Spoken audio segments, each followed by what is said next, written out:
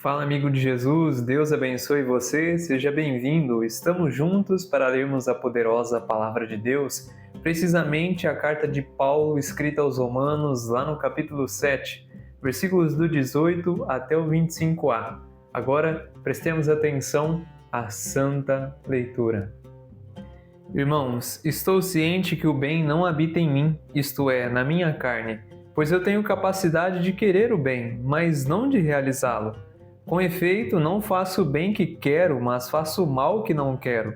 Ora, se eu faço aquilo que eu não quero, então já não sou eu que estou agindo, mas o pecado que habita em mim. Portanto, descubro em mim esta lei. Quando quero fazer o bem, é o mal que se me apresenta. Como homem interior, ponho toda a minha satisfação na lei de Deus, mas sinto em meus membros outra lei, que luta contra a lei da minha razão e me aprisiona na lei do pecado, essa lei que está em meus membros. Infeliz que eu sou! Quem me libertará deste corpo de morte? Graças sejam dadas a Deus, por Jesus Cristo nosso Senhor. Paulo hoje vem fazer uma declaração real representando todos os cristãos. Ele vem falar que ele tem o desejo de fazer o bem por parte do seu homem interior, mas não é o bem que ele realiza, por causa que o nosso corpo mortal está sob o regime e a lei do pecado. Eu não sei você, mas eu acredito que você já tenha, pelo menos, o desejo de ser perfeito.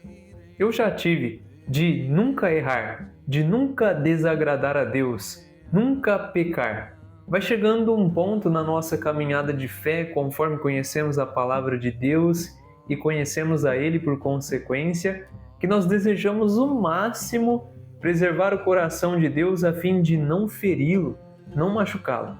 Porque eu não sei se você sabe, mas toda vez que você peca conscientemente pelo poder e pelo governo do pecado sobre os seus instintos humanos, você fere o coração de Deus. Você crucifica Jesus Cristo mais uma vez quando peca dessa forma.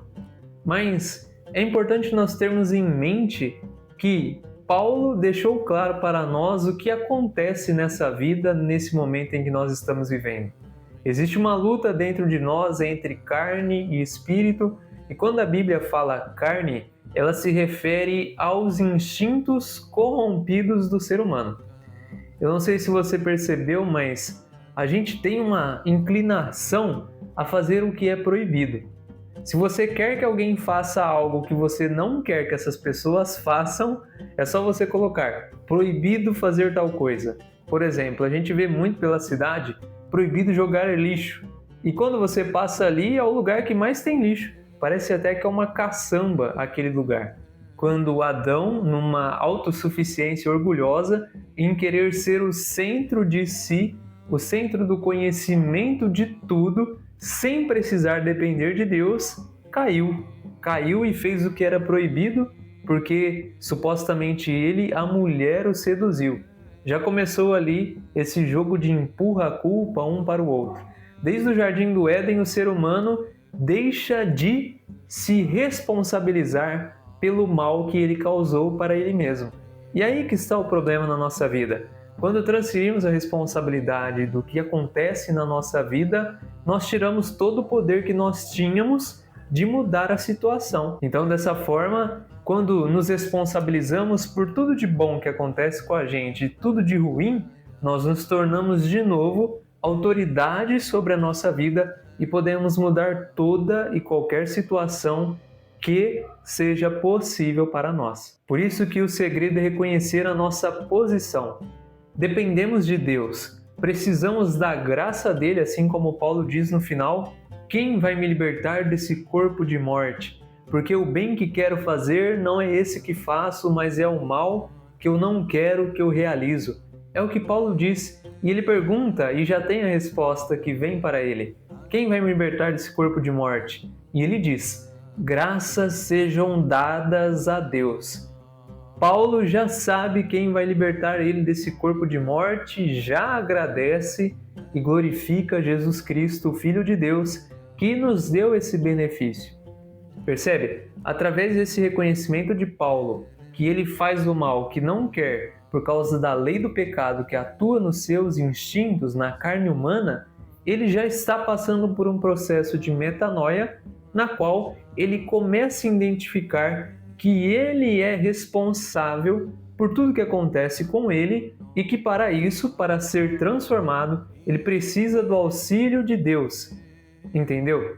Precisamos de Deus, mesmo que a gente não aceite ou não queira. Mesmo que você seja a melhor pessoa do mundo, você vai querer fazer o bem, mas vai chegar uma hora que você não vai fazer. E você vai fazer o contrário daquilo que você queria. E por isso a palavra hoje nos orienta. Dependam de Deus para poder fazer o bem que Ele deseja que nós façamos, a fim de que Ele nos liberte desse corpo de morte. Agora, para concluir, vamos levantar uma questão que até contradiz a nossa sobrevivência. A morte, então, ela é um livramento dessa condição na qual, na maioria das vezes, somos conduzidos, somos orientados e governados pelo princípio, pelo regime da lei do pecado.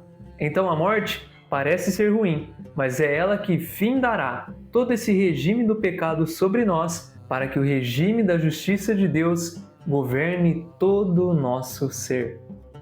Glória a Deus pela sua presença até o final desse vídeo, que Ele te abençoe e te fortaleça hoje e sempre. Que você possa ter consciência que a única maneira de agradar a Deus é depender dEle única e exclusivamente. Que a partir de hoje você possa fazer isso, sabendo que quando você quiser fazer o bem e acabar caindo não fazendo o bem que você queria, basta voltar-se para Deus, se arrepender rapidamente, para que dessa forma Ele te transforme interiormente e, com o passar dos dias, você se aproxime dessa perfeição e dessa configuração que Jesus Cristo viveu para que, na eternidade, sejamos livres desse corpo de morte e ressuscitaremos com o corpo glorioso, semelhante ao nosso Senhor, perfeito e incorruptível. Compartilhe esse vídeo para ajudar o canal e para ser um anunciador do Evangelho também. Um forte abraço e até a próxima!